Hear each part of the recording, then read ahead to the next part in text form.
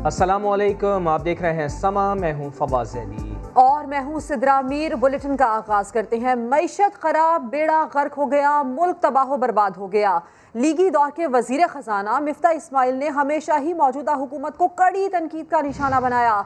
आज भी जब वो प्रेस कॉन्फ्रेंस कर रहे थे तो खराब मईशत की ही दुहाइयां दे रहे थे, मगर जब समा ने सवाल किया कि अगर मईशत वाकई इतनी खराब है तो आपका कारोबार कैसे चल रहा है, बस फिर क्या था, मिफ्ता इस्माइल बौखला गए और फिर ये बोल गए कि अल्फाज भी उनके टूट टूट कर अदा होने लगे। बमुश्किल जवाब देते हुए अनोखी मंतक पेश की कि मेरे कारोबार का मुल्की हालात से क्या ताल्लुक। और ऐसे में साथ बैठी हुई मरियम औरंगजेब को तो सवाल ही बिल्कुल अजीब लगा। लुकमा दिया कि ये क्या सवाल है। मिफ्ता इस्माइल तसल्ली बख्श जवाब देते भी कैसे, उनका कारोबार तो दिन दुगनी रात चौगनी तरक्की कर रहा है। समा ने इस्माइल इंडस्ट्रीज की मालियाती रिपोर्ट्स हासिल कर ली हैं, जिनके मुताबिक लीगी दौर में 35 करोड़ रुपए कमाने वाली कंपनी का मुनाफा खान सरकार में 1.5 अरब तक पहुंच चुका है। कैंडिडेट की बॉटम लाइन भी बेहतर हुई सुनने में आया, जिसकी तस्दीक कर दी कि कारोबार में फायदा हुआ या नुकसान हुआ, आप क्या समझते हैं आपके कारोबार में? कैंडीलैंड का नफ़ा या नुकसान बढ़ गया या नहीं, उसका इससे मुल्क की हालत से कोई ताल्लुक नहीं है मेरे भाई। तो मैं बता दूं, कैंडीडेट की बॉटम लाइन भी बेहतर हुई सुनने में आया, जिसकी तस्दीक कर दी कि कारोबार में फायदा हुआ या नुकसान हुआ, आप क्या समझते हैं आपके कारोबार में? कैंडीलैंड का नफ़ा या नुकसान बढ़ गया या नहीं, उसका इससे मुल्क की हालत से कोई ताल्लुक नहीं है मेरे भाई। तो जनाब, मईशत खराब, बेड़ा गर्क हो गया, तबाह बर्बाद हो गया। लीगी दौर के वजीर खजाना मिफ्ता इस्माइल ने हमेशा ही मौजूदा हुकूमत को कड़ी तनकीद का निशाना बनाया है। आज भी जब वो प्रेस कॉन्फ्रेंस कर रहे थे वो खराब मईशत की दुहाइयां दे रहे थे, मगर जब समा ने सवाल किया कि अगर मईशत वाकई इतनी ही खराब है तो आपका कारोबार कैसे चल रहा है, बस फिर क्या था। मिफ्ता साहब बौखला गए, हकला गए, अल्फाज टूट टूट कर अदा करने लगे। मुश्किल से जवाब देते हुए अनोखी मंतक पेश कर दी। कहा कि मेरे कारोबार का मुल्की हालात से क्या ताल्लुक है। इसके साथ साथ मरियम औरंगजेब जो उनके साथ ही बैठी थी, उनसे जब सवाल हुआ तो उन्होंने भी अजीब सी ही मंतक दी। उन्होंने ये दिया कि क्या सवाल है ये। मिफ्ता इस्माइल तसल्ली बख्श जवाब देते भी कैसे, उनका कारोबार तो दिन दुगनी रात चुगनी तरक्की कर रहा है। समा ने इस्माइल इंडस्ट्रीज की मालियाती रिपोर्ट्स हासिल कर ली हैं, जिनके मुताबिक लीगी दौर में 35 करोड़ कमाने वाली कंपनी का मुनाफा खान सरकार में 1.5 अरब तक पहुंच चुका है। लेकिन ऐसे में सवाल फिर भी यही है कि आज जब मुस्लिम लीग नून के रहनुमाओं की प्रेस कॉन्फ्रेंस जारी थी तो मिफ्ता इस्माइल उसमें गुफ्तगू करते हुए ये कह रहे थे कि मईशत ख़राब हो गई है, मुल्क का बेड़ा गर्क हो गया है। तो फिर ऐसे में सिर्फ उनकी इंडस्ट्री, उसका कारोबार कैसे बढ़ा है, उनकी गुफ्तगू एक बार फिर से आपको सुनवाते हैं। कैंडिडेट की बॉटम लाइन भी बेहतर हुई सुनने में आया, जिसकी तस्दीक कर दी कि कारोबार में फायदा हुआ या नुकसान हुआ, आप क्या समझते हैं आपके कारोबार में? कैंडीलैंड का नफ़ा या नुकसान बढ़ गया या नहीं, उसका इससे मुल्क की हालत से कोई ताल्लुक नहीं है मेरे भाई। तो मैं बता दूं, इस साल के अंदर जबकि डॉलर भी एग्जाम जो है वो नहीं गिरा है। इसी पर बात करने के लिए पाकिस्तान तहरीक इंसाफ से हमाद अजहर साहब ने हमें ज्वाइन किया है। हमाद अजहर साहब, आज मुस्लिम लीग नून के रहनुमा मिफ्ता इस्माइल प्रेस कॉन्फ्रेंस कर रहे थे और मईशत पर खासी तनकीद कर रहे थे। कह रहे थे मईशत ख़राब हो गई है, बेड़ा गर्क हो गया, मुल्क का बुरा हाल हो गया। लेकिन उनसे सवाल ये पूछा गया कि अगर इतनी ही मईशत ख़राब है तो आपका कारोबार कैसा चल रहा है। उन्होंने कहा मेरे कारोबार का इससे क्या ताल्लुक। लेकिन ये भी हम आपको बता दें कि उनकी कंपनी जो लीगी दौर में 35 करोड़ कमाने वाली कंपनी थी, उसका मुनाफा इस गवर्नमेंट में 1.5 अरब तक पहुंच चुका है। जी शुक्रिया। देखें, जब किसी का भी कारोबार तरक्की करे तो उसे रोज़गार पैदा होता है और मुझे खुशी है कि जो आपने फिक्र बताई हैं कि अगर मिफ्ता साहब का कारोबार ने इतनी तरक्की की है जितनी आप बता रही हैं तो ये एक अच्छी बात है। मैं उन्हें मुबारकबाद देता हूँ और मुझे और भी ज़्यादा खुशी तब होगी जब मिफ्ता साहब मईशत के बारे में लोगों को सही हकाइक और सच बोलेंगे और लोगों को गुमराह करना छोड़ देंगे। इस वक्त देखें आप, इस वक्त एक अजीब सा अलमिया ये है कि बहुत अच्छी खबर आई है कि मईशत इस साल 4% जो है वो बढ़ रही है और अगले साल हमारा टारगेट 5 और उससे अगले साल इंशाल्लाह 6% होगा। तो ये बहुत रिमार्केबल तरक्की है, खासतौर पे कोविड के दौर पे और ख़ासतौर पे उस दौर में कि ये खसारों के सर पे नहीं है। इसमें ज़राअत भी बढ़ रही है, इसमें सनत भी बढ़ रही है, इसमें हमारी एक्सपोर्ट्स भी बढ़ रही है। तो इस पे तो सबको खुश होना चाहिए जो मुहिब्बे वतन लोग हैं। इस पे तो जो अपोजिशन की जमातें हैं उन्हें भी खुश होना चाहिए। लेकिन इनके बयानात से लग रहा है कि जैसे ये डिप्रेशन में चले गए हैं, ये घबराव का शिकार हैं, ये बुखलाहट का शिकार हैं और एक अजीब हेजानी सी कैफियत जो है वो इन पे तारी हुई है जब से ये अच्छी खबर आई है मईशत के बारे में। तो मैं इनको सिर्फ ये बताना चाहता हूँ कि ऐसी अच्छी खबरें मजीद आएंगी और मईशत की तरक्की जो है वो इंशाल्लाह मजीद तेज होने वाली है। अच्छा हमाद अजहर साहब, आप लोग परफॉर्म कर रहे हैं लेकिन बदकिस्मती से जो आप लोग की परफॉर्मेंस है उसका परसेप्शन बहुत ख़राब है, ऐसा क्यों है? देखें, हमारे खिलाफ हम वो जमात है जो दो बहुत बड़ी जमातों को, जिनके ख़ानदानों की जड़ें जो हैं वो हर शोबे के अंदर बहुत गहरी हैं, उनको हम इलेक्शन हरा के लोगों के सर पे, आम आदमी के सर पे ऊपर आए हैं, किसी माफिया के सर पे ऊपर नहीं आए। तो ऐसे लोगों का मुकाबला जब हम कर रहे हैं, इन लोगों को अपनी जो इनकी जो करतूत है वो भी एक्सपोज कर रहे हैं, इन लोगों का सरमाया भी खतरे में है, तो ये सब मिलके हमारे ऊपर जो है वो हमलावर हो जाते हैं, मीडिया पे भी और हर जगह। और कभी कभी क्योंकि हम सारा दिन काम में मसरूफ होते हैं और ये आजकल सारे बेरोजगार हैं, तो हमारे पास शायद इतना वक्त नहीं होता कि हम इनकी तमाम बातों का जवाब दे सकें, क्योंकि जाहिर है कि जो हमारे वज़रा हैं वो दिन रात जो है वो एक इस मुहिम में लगे हुए हैं कि जो ये तबाही छोड़ के गए थे उससे ना सिर्फ के मुल्क को निकाला जाए बल्कि तरक्की की राह पर डाला जाए। दूसरी तरफ ये सब बेरोजगार हैं, इलेक्शन भी हारे हुए हैं, इनके पास कुछ करने को भी नहीं है, इनका सरमाया खतरे में लगा हुआ है, तो इनके पास वक्त बहुत है। लेकिन इंशाल्लाह ताला आने वाले दिनों में आपको नजर आएगा कि हम एक मौसर अंदाज में इनका कम्युनिकेशन के ऊपर और मीडिया के ऊपर भी मुकाबला करेंगे। हमाद अजहर साहब, मईशत पर एतराज़ात और तनकीद के साथ साथ आने वाले बजट को भी तनकीद का निशाना बना रही है अपोजिशन। खासकर ये कहा जा रहा है ये कोई अवामी रिलीफ के लिए नहीं बल्कि अवाम दोस्त बजट नहीं होगा। देखिए, हर साल कहा जाता है, पिछले साल हमने बजट के अंदर कोई टैक्स नहीं लगाया, उसको भी इन्होंने अवाम दुश्मन कहा। और जब मैं बजट पेश कर रहा था तो अगले दिन मैं खड़ा हुआ और मैंने कहा कि मेरी बजट की तकरीर में मुझे बहुत सुनने में मिला कि अवाम दुश्मन है, प्लेकार्ड उठाए हुए थे, बोर्ड उठाए हुए थे, लेकिन इसमें तो हमने टैक्स ही कोई नहीं लगाया, आपने बजट पढ़े बगैर ही इसको अवाम दुश्मन कह दिया। इस मरतबा भी ऐसे ही है कि बजट पढ़े बगैर ही उस पर तनकीद शुरू कर दिया, क्योंकि ये सिर्फ प्रोपोगेंडा कर रहे हैं। इनका मकसद जो है वो कोई पॉजिटिव क्रिटिसिज्म या हकीकी मानों में हमारी तनकीद करना नहीं है, बल्कि सिर्फ लोगों की आंखों में धूल झोंकना है, लोगों को गुमराह करना है, जो भी हम कहें उसकी नफी करनी है। इसके अलावा इनका कोई मकसद नहीं नजर आ रहा। ठीक है हमाद अजहर साहब, बहुत शुक्रिया आपका हमें वक्त देने के लिए। और हमारे साथ ही मौजूद हैं इस प्रेस कॉन्फ्रेंस में मिफ्ता इस्माइल से सवाल करने वाले समा के नुमाइंदे वहाब कामरान, उनसे बात करते हैं। वहाब, ये बताइएगा कि उनके ज़ाती कारोबार से मुताल्लिक़ आपके सवाल पर मिफ्ता इस्माइल का रद्दअमल क्या था? देखिए फवाद, जैसा कि आपने विजुअल्स में भी दिखाया कि मेरे सवाल के दौरान पहले तो बागा और मरियम औरंगज़ेब भी जो उनके साथ बैठी थी, तारिक फजल चौधरी भी उन्हीं के साथ बैठे थे और मिफ्ता इस्माइल साहब भी, इन तीनों ने बागा और सवाल को सुना और मुझे जहाँ तक लग रहा है मिफ्ता इस्माइल जवाब यकीनन दिमाग में अपने बना चुके थे, ये जवाब देने। ताहम शुरू में भी मरियम औरंगज़ेब ने उन्हें लुकमा दिया और उसके बाद उनके जवाब देने के दौरान भी जब वो बात कर रहे थे उस दौरान भी मरियम औरंगज़ेब ने उन्हें कहा कि जनाब कल हमारा इस हवाले से सेमिनार होगा, आप इनको ये जवाब दे दें। तो कल पर बात टाल दी, जैसे हम बचपन में पढ़ते थे कि आज का काम कल पर मत छोड़ो, लेकिन इन्होंने कल पर वो काम छोड़ दिया और जवाब ठीक से दे नहीं सके। अलबत्ता उनका जवाब ना देना और ये कहना कि इस सवाल का मेरे कारोबार से या मुल्क की मईशत का हालात का मेरे कारोबार से क्या ताल्लुक़ है, ये भी इटसेल्फ एक जवाब है कि यकीनन उनका कारोबार मुनाफे में जा रहा है। अब तो समय ने भी ये ब्रेक कर दिया कि यकीनन उनका कारोबार मौजूदा दौर में काफ़ी मुनाफा बख्श रहा है। और इसके साथ साथ इंडस्ट्री के मालिक हैं मिफ्ता इस्माइल, और इंडस्ट्री कोई गली मोहल्ले की दुकान या खोखा या ढाबा नहीं है, प्रॉपर इंडस्ट्री का लिंक होता है डायरेक्ट मार्केट के साथ। मार्केट की डिमांड होती है तो तभी इंडस्ट्री जो है वो फ्लरिश करती है, इंडस्ट्री आगे फलती फूलती है। तो यकीनन मार्केट की डिमांड थी और मिफ्ता इस्माइल की कंपनी उस डिमांड को पूरा कर रही थी। और उनकी कंपनी यकीनन जो अशिया बनाती है वो चॉकलेट, टाफ़ियाँ वगैरह हैं, जो कि बुनियादी ज़रूरत की चीज़ें नहीं है, तय्युश में ये चीज़ें आती हैं। तो इसके बावजूद उनकी कंपनी इस दौरान फली फूली है, मुनाफा कमाया है और सूरत हाल अब हमारे सामने है। लेकिन जब समय ने यह सवाल किया उनसे कि जनाब आपका कारोबार मुनाफे में है या नुकसान में है, तो यकीनन उन्होंने इस बात को गोल कर दिया और कहा कि जी कल सेमिनार होगा, इसमें हम तमाम तर मुल्क के हालात के बारे में बताएंगे, मेरे कारोबार का हालात से कोई ताल्लुक़ नहीं है, जो कि एक मंतक समझ नहीं आ रही इस जवाब की। और नाज़रीन भी इस बात को बखूबी समझते हैं। से आगाह किया, आपका शुक्रिया। और आज ऐसा पहली बार नहीं हुआ, जब से इमरान खान की हुकूमत आई है मिफ्ता इस्माइल का मईशत को लेकर रोना गाना जारी है। माजी में वो क्या कहते रहे हैं अपने नाजरीन को, वो भी दिखा देते हैं।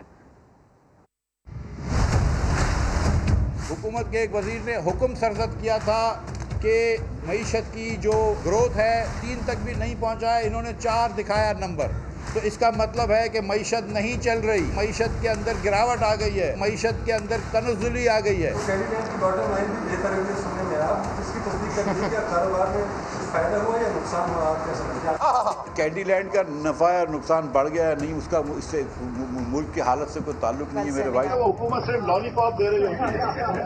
मैंने तो जिंदगी भर कमाया है, हलाल की कमाई करी है, स्वीट बना के अब बच्चों को फ्री में बांट रहा हूँ। टॉफीज वगैरह, कोई लॉलीपॉप्स वगैरह जिसपे आपकी पिक्चर्स हैं वो बनवा के रखी हुई हैं, आपने वो बांटेंगे, इस तरह की कैंपेन भी हो रही है। लेकिन लॉलीपॉप तो इमरान खान ने पाकिस्तान को दिया है, टॉफी आप दे रहे हैं। PTI के जो पिछले 2 वज़रा थे, असद उमर साहब और हफीज शेख साहब, उन्होंने मईशत का बेड़ा गर्क कर दिया है। 50 लाख पाकिस्तानी और बेरोजगार हो गए। अफसोस की बात है कि ये हुकूमत ना सिर्फ मईशत को बेहतर कर सकी, बल्कि अब जो मईशत के नंबर्स हैं उनके भी झूठी तशहीर कर रही है। जो रोजगार खत्म करें इमरान खान ने, जो इस कौम को मकरूज करा, इसके बाद इमरान खान के पास कोई जवाब नहीं है वोट मांगने का। ये देखो, इसको इस तरह खोलते हो ना जब, तो क्या नजर आता है? ये क्या है? बोलो, जोर से बोलो। मुआविन खुसूसी शहबाज गिल कहते हैं कि मईशत को बर्बाद करने वालों को इस पर बात करते हुए शर्म आनी चाहिए, इनका झूठ अब नहीं चलेगा। अब कोई और मंजन बेचें, अवाम को बताएं। नून से मीम और शीन तो निकल आई है, अब चंद दिनों में एक और चीज निकलने वाली है। इकोनॉमी में दोबारा जान इतनी जरूर आ गई है कि अब हम इवन ऑयल की प्राइसेस दुनिया में बढ़ रही हैं तो हम नहीं बढ़ा रहे। कहने का मतलब ये है कि ये मुंह और मसूर की दाल, इनको कुछ शर्म आनी चाहिए। ये वो लोग हैं जिन्होंने इकोनॉमी डबोई थी और ये अब सेमिनार करके हमें बताएंगे कि डूबती मईशत क्या होती है। आपको बिल्कुल ये बातें नहीं करनी चाहिए। अगर कोई जगह मिले तो आपको छुपना चाहिए उस जगह पर, आपको इकोनॉमी पे बात नहीं करनी चाहिए। कोई नया मंजन ढूंढिए, अब बात कीजिए चचा और भतीजी के दरमियान जो लड़ाई हो रही है। अब आवाम को बताइए कि ये नून के अंदर से शीन और मीम तो निकलनी थी, अब एक और चीज भी निकलने को तैयार है अगले चंद दिनों में। अब आप बात ये कीजिए कि आपके जो अंदर का जूतों में दाल बट रही है वो किस तरफ को जा रही है। अब बात इस तरफ को होगी। इकोनॉमी का सबको पता है कि इमरान खान ने एक डूबी हुई इकोनॉमी को दोबारा उठा दिया, अब आपका झूठ चलने नहीं वाला। तालीमी मैदान से जुड़ी खबर, इम्तिहानात हर सूरत होंगे। वफाकी वज़ीर तालीम शफकत महमूद ने दो टोक अंदाज में ऐलान कर दिया। बताया कि तलबा के जायज़ मुतालबात को सामने रख कर फैसले किए हैं। 9वीं और 10वीं में 4 मज़ामीन, जबकि 11वीं और 12वीं में इख्तियारी मज़ामीन का इम्तिहान लिया जाएगा। पर्चों के दरमियान वक्फा भी रखा जाएगा। इम्तिहान हर सूरत में होंगे, ग्रेड्स कोई भी नहीं मिलेंगे इम्तिहान के बगैर। इम्तिहान का होना ज़रूरी है क्योंकि उससे जो लर्निंग लॉसेस हो रहे हैं उसमें कुछ कमी आएगी। 9वीं और मैट्रिक का इम्तिहान जो है वो इलेक्टिव सब्जेक्ट्स में लिया जाएगा और उसके साथ मैथमेटिक्स जो सबके लिए यकसा है वो भी। 9वीं 10वीं का इम्तिहान जो है वो 4 मज़ामीन में होगा। 11वीं 12वीं का जो इम्तिहान है वो सिर्फ इलेक्टिव सब्जेक्ट्स में होगा। बच्चों के जायज़ मुतालबा जो थे उनको मद्देनज़र रख के जो फैसले किए, मज़ामीन कम कर दिए हैं, डेट शीट को आगे कर दिया है, डेट शीट में वक्फा जो है उसको बढ़ा दिया गया है। फैसले में कोई तब्दीली नहीं होगी। कैम्ब्रिज का इम्तिहान आया, एकदम बीमारी में शिद्दत बेपनाह इजाफा हुआ, लेकिन फिर भी हमने जो A2 था उसका एग्ज़ाम लिया और उसके बाद जो O लेवल के बच्चे हैं उनके लिए कैम्ब्रिज ने फैसला किया है कि वो एक स्पेशल एग्ज़ाम जुलाई में लेंगे। आगे देखिए, हुकूमत और शहबाज शरीफ में मामला तय हो गए। ताजिर रहनुमा अतीक मीर ने मुतालबा किया है कि सिंध पुलिस और कमिश्नरी निज़ाम की काली भेड़ों से निजात दिलाकर कारोबार करने दिया जाए। खबरदार किया कि ऐसा कदम उठाने पर मजबूर ना करें जो किसी के लिए भी बेहतर ना हो। जोड़ के कहता हूँ कि कराची को बड़ी मुश्किल से अमन की जानिब आया है, अब इसे अनारकी की तरफ ना धकेलिए। हमारा तो आपसे कोई झगड़ा नहीं है, हम आपसे सिर्फ कारोबार चाहते हैं और ये चाहते हैं कि हमें पुलिस और असिस्टेंट कमिश्नर्स में जो काली भेड़ें हैं उनसे बचाया जाए।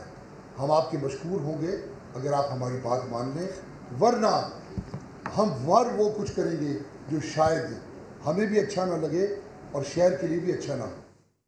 तर्जुमान सिंध हुकूमत मुर्तज़ा वहाब ने पुलिस और इंतज़ामिया की जानिब से ताजरों से रिश्वत वसूली का एतराफ़ कर लिया। बोले इंतजामिया दुकानदारों की गलती पर ही रिश्वत लेती है, लेकिन करोड़ों रुपए वाली बात ठीक नहीं है। ताजिर SOPs की खिलाफ वर्जी करके ही पुलिस और इंतजामिया को देते हैं। जो रिश्वत वाली उन्होंने बात की, बात करोड़ों रुपए तो मैं नहीं मानता, लोग कह देते हैं, लेकिन बिल्कुल ऐसा अमला है, ऐसे लोग हैं जो कि पैसे लेते हैं। उसकी शिकायत हमें भी मौसूल हुई, तो ये प्रॉब्लम है, मैं इसको बिल्कुल झुटलाऊंगा नहीं। वो पुलिस वाले जो आपसे शायद रिश्वत ले रहे हैं या वो जो इंतज़ामिया रिश्वत ले रही है, वो आपकी कोई ना कोई गलती पकड़ती है ना। अगर आपने बियॉन्ड टाइमिंग कोई चीज़ खोली हुई है या आप SOP की खिलाफ वर्जी कर रहे हैं, तो आप उनको मौका दे रहे हैं ना। मैंने बताया कुछ रोज़ रह गए हैं, हम अगर इसको जिम्मेदारी के साथ अगले जो 6-7 रोज़ हैं, जिम्मेदारी के साथ अगर हम SOPs को फॉलो कर लें तो आइंदा आने वाला हफ्ता हमारे लिए बेहतर हो सकता है। NCOC के फैसलों पर अमल करवाना IG और चीफ सेक्रेटरी की जिम्मेदारी है। अगर उनकी नहीं चलती तो इस्तीफा दें और घर जाएं। ऑपोजिशन लीडर सिंध की कड़ी तनकीद। हलीम आदिल शेख बोले, पुलिस से स्ट्रीट क्रिमिनल्स और कच्चे के डाकू तो पकड़े नहीं जाते, ताजरों के खिलाफ FIRs काटी जा रही हैं। उन्होंने कराची में पुलिस गर्दी के खिलाफ वाइट पेपर जारी करने का भी ऐलान कर दिया। स्नैचिंग वाला एक बंदा नहीं पकड़ा जा रहा है, वहां पुलिस अंधी हो गई है, वहां टूटा टूटा नहीं बचता। कच्चे के डाकू नहीं पकड़े जा रहे हैं, इनसे इनके बंदे पकड़ के उनको FIR कट जाते। NCOC सिंध गवर्नमेंट शामिल है। सिर्फ एक काम कोरोना में आता है, लॉकडाउन कर दो, लॉकडाउन कर दो, लॉकडाउन कर दो।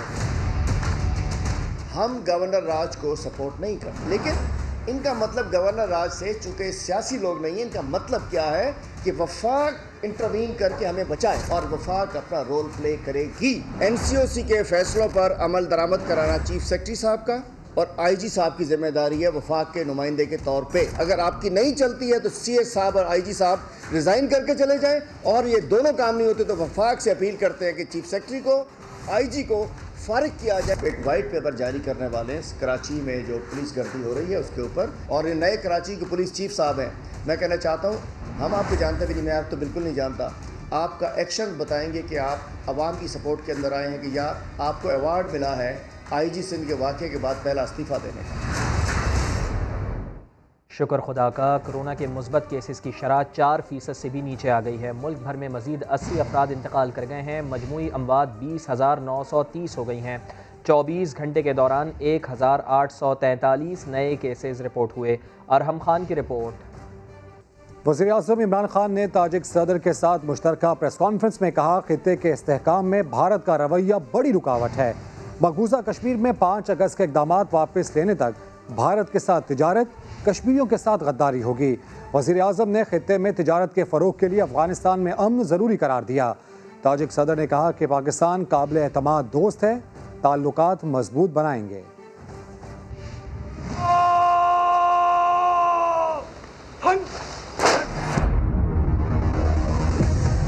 ताजिकिस्तान के सदर इमाम अली रहमान का दौरा पाकिस्तान। वज़ीर-ए-आज़म इमरान खान ने कहा कि दोनों मुल्कों में तिजारती, दिफाई और सकाफती ताउन बढ़ाने पर इत्तिफाक हुआ है। कई याददाश्तों पर दस्तखत किए हैं। ग्लोबल वार्मिंग समेत कई मुश्तरका चैलेंजेस हैं जिनका मिलकर सामना करेंगे।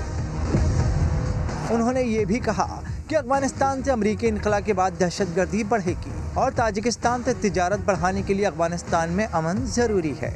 दोनों मुल्कों के लिए ये सबसे इम्पोर्टेंट है कि अफगानिस्तान में एक पॉलिटिकल सेटलमेंट हो, कि जब अमेरिकन छोड़ के जाएं अफ़गानिस्तान को तो वहाँ स्टेबिलिटी हो, एक कंसेंसस, एक ऐसी कोई गवर्नमेंट हो जो ये इंतशार को रोक सके।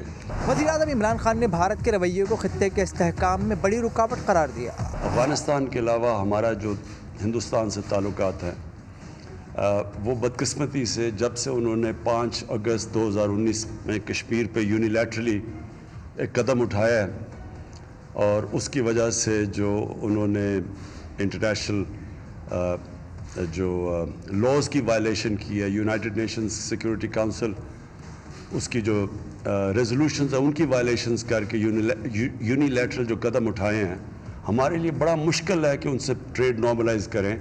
वज़ीर-ए-आज़म इमरान खान ने इस्लामोफोबिया के खिलाफ मुश्तरका कोशिशों का जिक्र भी किया। इस्लामिक टेररिज्म, इस्लामिक रेडिकलिज्म, यानी इस्लाम को जोड़ दिया जाता है एक्सट्रीमिज़म से, दहशतगर्दी से। ये दूसरी वजह है, जबकि दुनिया में और किसी मज़हब को नहीं जोड़ा जाता दहशतगर्दी के साथ, लेकिन इस्लाम को जोड़ दिया जाता है। इस मौके पर ताजिक सदर इमाम अली रहमान ने दौरे पाकिस्तान पर गहरे इत्मीनान का इजहार किया। खित्ते की सलामती के लिए पाकिस्तान के इक़दामात को सराहा। दोनों रहनुमाओं ने आज़म किया कि पाकिस्तान और ताजिकिस्तान में ताल्लुकात ज़्यादा से ज़्यादा मजबूत बनाएंगे। ताजिकिस्तान के सदर इमाम अली रहमान का 2 रोज़ा दौरा पाकिस्तान वज़ीर आज़म इमरान खान और वज़ीर ख़ारजा शाह महमूद कुरैशी से मुलाकात हुई। दोनों मुल्कों के दरमियान तालीम, टेक्नोलॉजी और तिजारत समेत मुख्तलिफ शोबों में मुआहदे हुए। अहम MOUs पर भी दस्तखत कर दिए गए। पाकिस्तान और ताजिकिस्तान ताल्लुकात को नई बुलंदियों पर ले जाने का सफर जारी। ताजिक सदर इमाम अली रहमान का अहम दौरा पाकिस्तान। वज़ीर आज़म हाउस में शानदार इस्तकबाल, गार्ड ऑफ ऑनर भी पेश किया गया। ताजिक सदर और वज़ीर आज़म इमरान खान के दरमियान वन-ऑन-वन मुलाकात भी हुई। दोनों रहनुमाओं ने दो तरफा ताल्लुकात के फरोग, खित्ते की सूरत हाल समेत अहम अमूर पर तबादला ख्याल किया। वज़ीर आज़म और ताजिक सदर की मौजूदगी में दोनों ममालिक के दरमियान इंसदाद बदउनवानी, तिजारत, तालीम, कल्चर और टेक्नोलॉजी के शोबे में ताउन के लिए मफाहमत की यादाश्तों पर दस्तखत किए गए। किसी भी हंगामी सूरत हाल को रोकने और बैनुल-अक़वामी रोड ट्रांसपोर्ट में ताउन का मुआहिदा भी तय पा गया। वज़ीर ख़ारजा शाह महमूद कुरैशी भी मेहमान सदर से मिले। शाह महमूद कुरैशी ने अफ़गान अमन के लिए पाकिस्तान के किरदार से आगाह करते हुए कहा, खित्ते में क़याम अमन के लिए अपनी मुखलिसाना कोशिशें जारी रखेंगे। ब्लैक लिस्ट से नाम निकालने के केस में हुकूमत और शहबाज शरीफ में मामलात तय पा गए। हुकूमत ने सुप्रीम कोर्ट में दायर अपील वापस ले ली। अपोजिशन लीडर ने भी तौहीन अदालत की दरख्वास्त की पैरवी न करने की यकीन दहानी करा दी। सुप्रीम कोर्ट ने करार दिया कि जिस अंदाज में शहबाज शरीफ को रिलीफ मिला वो किसी केस में बतौर मिसाल पेश नहीं हो सकेगा। इस्लामाबाद से जुल्करनैन इकबाल की रिपोर्ट। वफाकी वज़ीर हम्माद अज़हर इस वक्त प्रेस कॉन्फ्रेंस कर रहे हैं। वफाकी वज़ीर हम्माद अज़हर इस वक्त प्रेस कॉन्फ्रेंस कर रहे थे। कह रहे थे कि इल्ज़ामात लगाने वालों के अपने दौर में मईशत को तबाह किया गया। हम्माद अज़हर की जानिब से ऐसा कहा गया।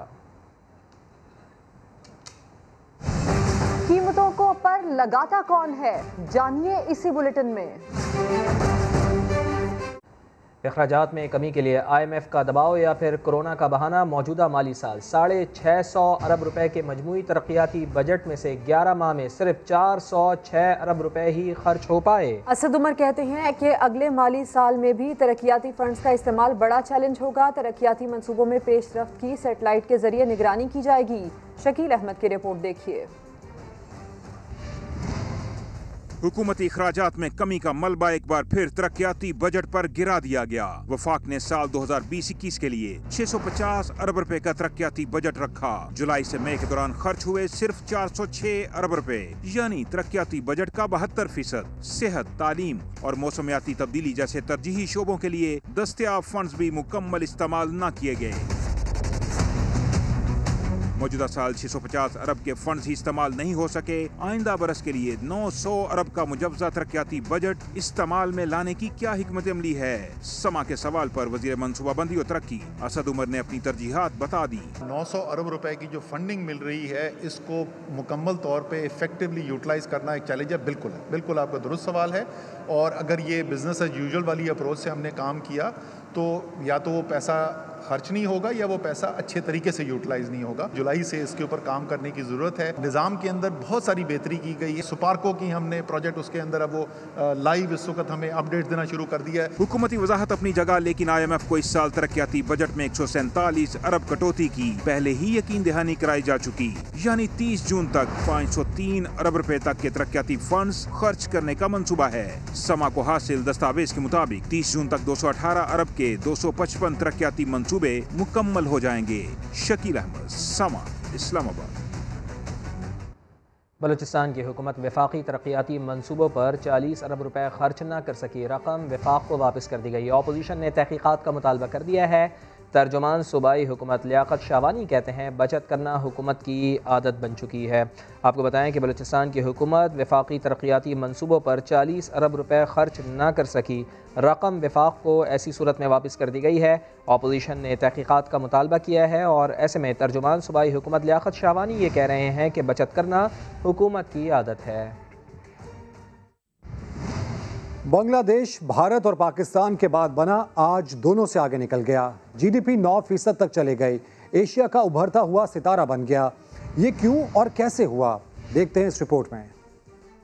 और हमारे यहाँ क्या होता है, बस लड़ते ही रहते हैं, मगर आज पंजाब असम्बली में उज़्मा बुखारी और फैयाजुल हसन चौहान आमने सामने आए तो मीठी नोक झोंक हुई।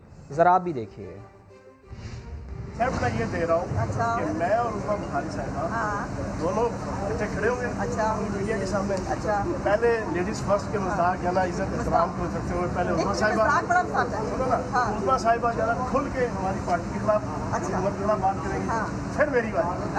मैं जनाब पार्टी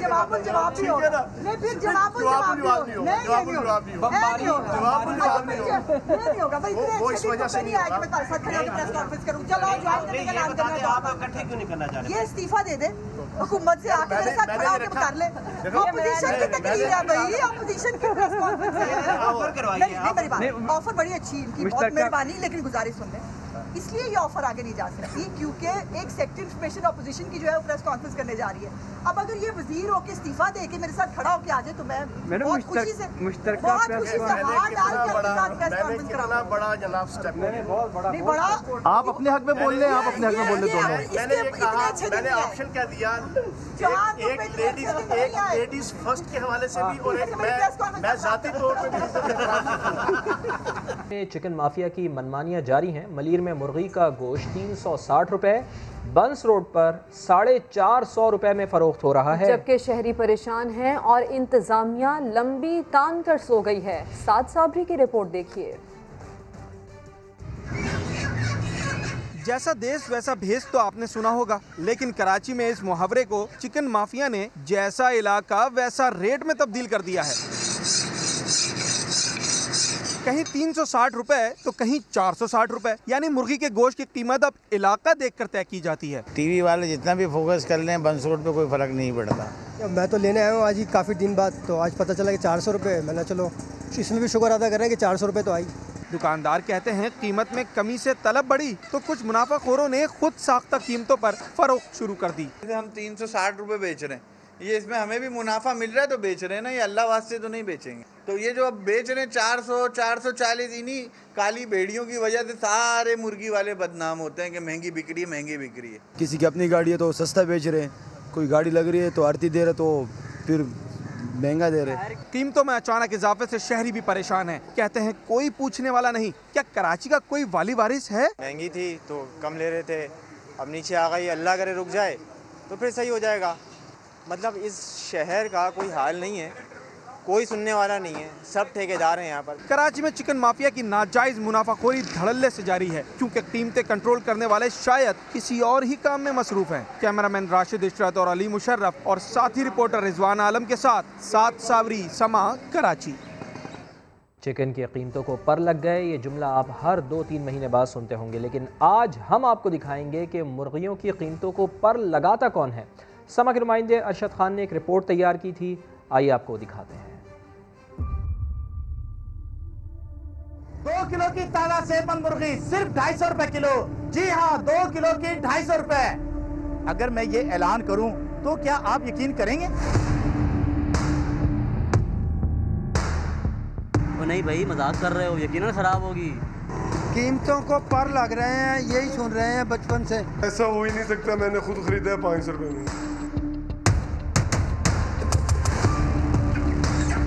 चिकन की कीमतों को मुनाफाखोरी के पर कौन लगाता है, समझाता हूँ। अंडे से निकला चूजा, कीमत थी 50 रुपए दाना, लेकिन उसे मिली एक ऐसी जगह जिसने उसकी किस्मत बदल दी। हर नए दिन के साथ उसका वजन बढ़ा और कीमत भी।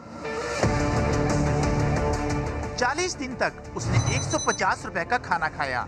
दवाई और मजदूरी पर लगे 25 रुपए और यूं 2 किलो की मुर्गी 220 से 225 रुपए में तैयार हो गई, लेकिन बिकेगी 440 से 450 रुपए की। तो हुआ ना 225 रुपए के लगभग का मुनाफा, यानी मुर्गी का हर दूसरा या तीसरा किलो वजन फार्मर का इजाफी मुनाफा है, जिसे मजीद 250 रुपए किलो के हिसाब से बेचा जाएगा। एक दिन का चूज़ा 50 रुपए का तकरीबन मिलता है और 30 से 35 दिन में या 40 दिन में तैयार हो जाता है। ब्रायलर की मेडिसिन है ना, वो तकरीबन, और साथ इसमें 2 चीज़ें और आ जाती हैं। जो लेबर है फार्म की, वो उसको मिला के और बिजली के बिल वगैरह मिला के ये 25 से 30 रुपए रूटीन का खर्चा आ जाता है। होलसेलर और डीलर जिंदा मुर्गी 240 से 260 रुपए किलो बेच रहे हैं। ट्रांसपोर्ट खर्चा 5 रुपए इसके अलावा है। यूं 1 किलो पर मुनाफा 20 से 30 रुपए बनता है। जिंदा मुर्गी हम 240 रुपए किलो जिंदा लेके आ रहे हैं और 260 रुपए बेच रहे हैं। अगर गोश्त खरीदा जाए तो इसमें दुकानदारों को 30-40 रुपए की मजीद बचत हो जाती है। ये चिकन का जो हम काम करते हैं ना, फार्म से जो लाते हैं हम माल, तो उसके लाने में हमें शहर से लाने में 5 रुपए किलो खर्चा आता है। अगर शहर से बाहर से लाएं तो उस पर हमें तकरीबन 10 रुपए किलो खर्चा आता है। पोल्ट्री फार्मर बिला रोक टोक हर मुर्गी पर डबल मुनाफा कमा रहा है। अगर जायज मुनाफा लिया जाता तो आप तक 2 किलो वाली जिंदा मुर्गी 250 रुपए में मिलती। अरशद खान, समा, झंग। कराची क्लिफ्टन में अपार्टमेंट के करीब क्रैकर धमाका हुआ है। सिक्योरिटी गार्ड जख्मी हो गया। वहां क्या सूरत हाल है, जानते हैं शाहनवाज अली कादरी से। शाहनवाज, बताइए इस धमाके से मुताल्लिक और सिक्योरिटी गार्ड की हालत कैसी है? देखिए, मैं इस वक्त क्लिफ्टन में मौजूद हूँ, जहाँ अब से कुछ देर कबल बिन कासिम पार्क के मुत्तसिल एक यहाँ पर रिहायशी इमारत है, जिसके मेन गेट पर क्रैकर धमाका हुआ है। पुलिस के मुताबिक 2 नामालूम मुलजमान मेन गेट पर क्रैकर फेंककर फरार हो गए हैं, जिसके नतीजे में यहाँ पर जो सिक्योरिटी गार्ड था मुनीर, वो जख्मी हुआ है, जिसे तिबी इमदाद के लिए जिन्ना अस्पताल मुंतकिल कर दिया गया है। वाक़े के बाद यहाँ पर पुलिस, रेंजर्स और BDS का अमला पहुँच चुका है। BDS अमले के मुताबिक यहाँ पर जो बम की पिन थी वो, और इसके अलावा वो लीवर था, वो यहाँ से मिल चुका है। मेरे पीछे भी आपको नजर आ रहा होगा, ये वो गेट है, और मेरे कैमरामैन मजर आपको दिखाएंगे कि जिस जगह पर ये क्रैकर मारा गया है उस वादे तौर पर देखी जा सकती है। और जो क्रैकर के जो छर्रे थे वो गेट पर लगे हैं, वो भी वादे तौर पर आपको निशानात नजर आ रहे होंगे। तो सूरत हाल ये है कि यहाँ पर कोशिश की जा रही है कि CCTV फुटेज हासिल की जाए और ऐनी शाहिदीन के बयानात जो है कलमबंद कर लिए गए हैं। जी, बहुत शुक्रिया, आप हमें आगाह कर रहे थे। पानी की किल्लत पर सिंध हुकूमत विफाक से नाराज़ है, तो वहीं माहीगीर कोटरी बैराज डाउन स्ट्रीम में पानी न छोड़ने पर हुकूमत सिंध से नाराज़ नज़र आ रहे हैं और सालों से बदतरीन ज़िंदगी बसर कर रहे हैं।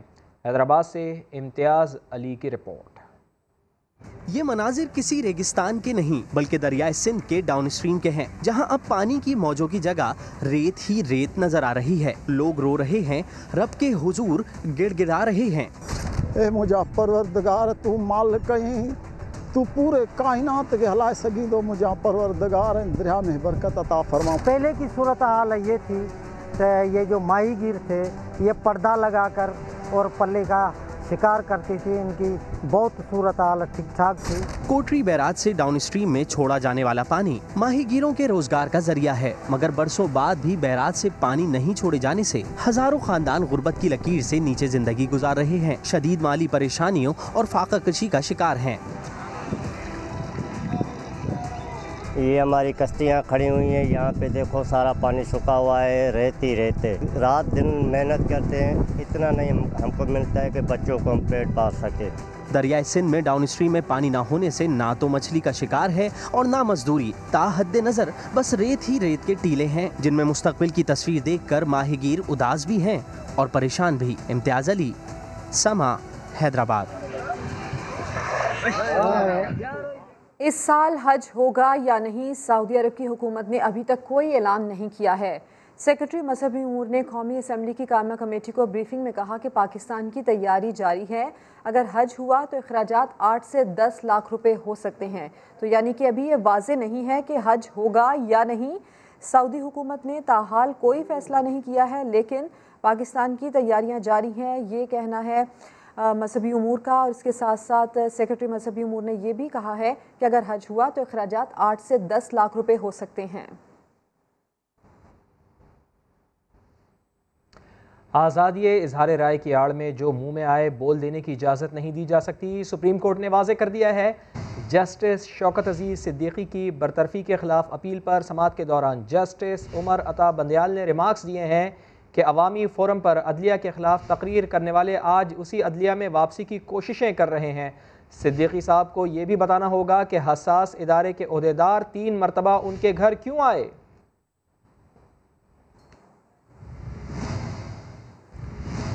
लाहौर में शहीद पुलिस एहलकार का बेटा भी फर्ज की राह में कुर्बान हो गया। डाकुओं ने पुलिस पेट्रोलिंग टीम पर फायरिंग कर दी। कांस्टेबल कैसर के सीने में गोली लगी और वो जामे शहादत नोश कर गए। जहांगीर खान की रिपोर्ट देखिए।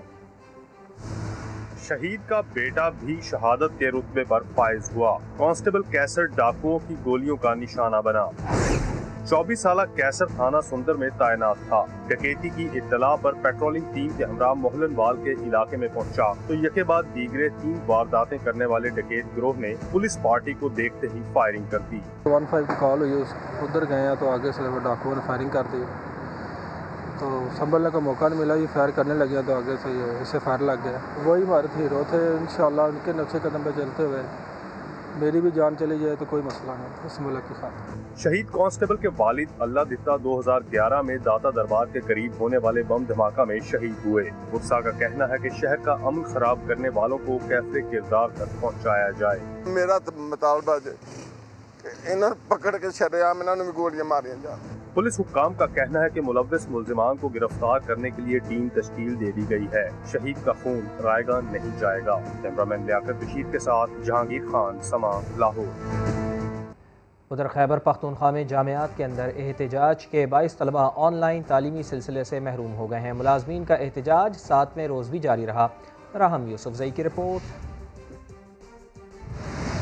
खैबर पख्तूनख्वा में जामियात के हज़ारों तलबा का मुस्तकबिल दाव पर लग गया। कोरोना वबा से फ़िज़िकल क्लासें मुमकिन ना हो सकी और मुलाजमीन के एहतजाज के बायस अब ऑनलाइन तालीमी सिलसिला भी बंद हो गया। एहतजाज के बायस तलबा को अपने मुस्तकबिल की फ़िक्र लाहक हो गई। तकरीबन 1-1.5 साल हमारा ज़ाया हो गया है इसकी वजह से, और अब ये जो स्ट्राइक शुरू हुआ है इसकी वजह से क्लासेस भी नहीं हो रही है, टीचर्स भी नॉन सीरियस हैं, ऑनलाइन सिस्टम ही ख़राब है सारा, और हम सफ़र कर रहे हैं, स्टूडेंट बहुत ज़्यादा सफ़र हो रहे हैं इसकी वजह से। इस सूरत हाल में ज़ाहिर है स्टूडेंट सफ़र हो रहे हैं, और अगर ये सारा इसी तरह चलता है तो स्टूडेंट्स के ऊपर ये फ़ीस जो है वो इजाफा होगा मज़ीद।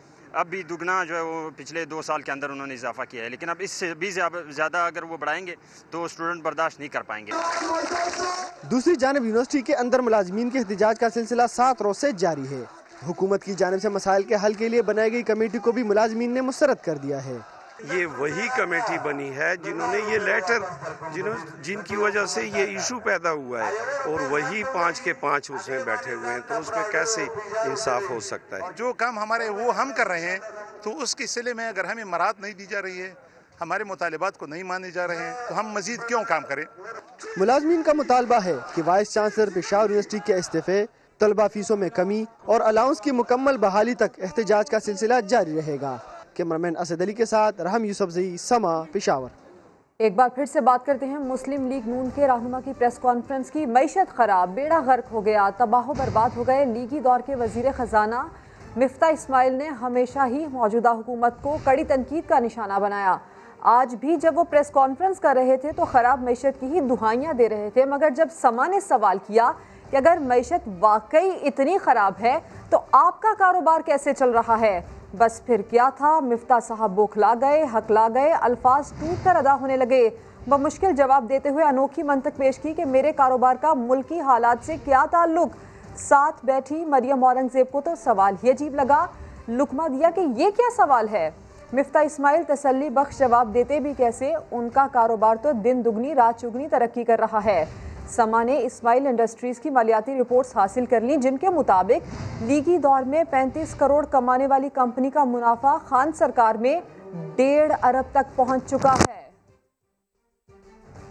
बॉटम लाइन भी बेहतर है सुनने में, आप इसकी तस्दीक कर दीजिए, क्या कारोबार में कुछ फायदा हुआ या नुकसान हुआ, आप क्या समझते हैं आपके कारोबार में? कैंडीलैंड का नफ़ा या नुकसान बढ़ गया है नहीं, उसका इससे मुल्क की हालत से कोई ताल्लुक नहीं है मेरे भाई। तो मैं बता दूँ, और लॉकडाउन की सख्तियां कम हुई तो सयाहों की बड़ी तादाद नारान और कागान पहुंच गई। बर्फ पोश पहाड़ों और खूबसूरत नज़ारों का भरपूर लुत्फ उठाया। मोहम्मद फ़हीम की रिपोर्ट।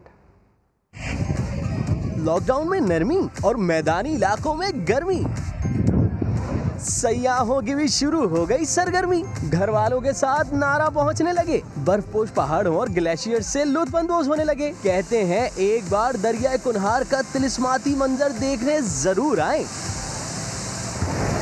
मुताल्लिका इदारे भी झील सैफुल मलूक रोड और बाबू सरटाब रोड से ग्लेशियर्स हटाने में मसरूफ हैं।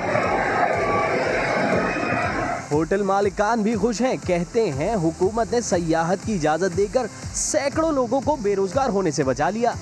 गवर्नमेंट ऑफ पाकिस्तान का शुक्रिया अदा करते हैं कि जो हमारे स्याह खुल गया, क्योंकि हम लोग साल के 12 महीने का कारोबार जो है 2 महीने में कवर करते हैं, तो तब हमारे बच्चे रोजगार कमाते हैं। नारा के कुदरती मनाजिर सयाहों का इस्तकबाल कर रहे हैं। आप भी जरूर आए, लेकिन SOPs का ख्याल रखें। मोहम्मद फहीम, समा, मानसेहरा।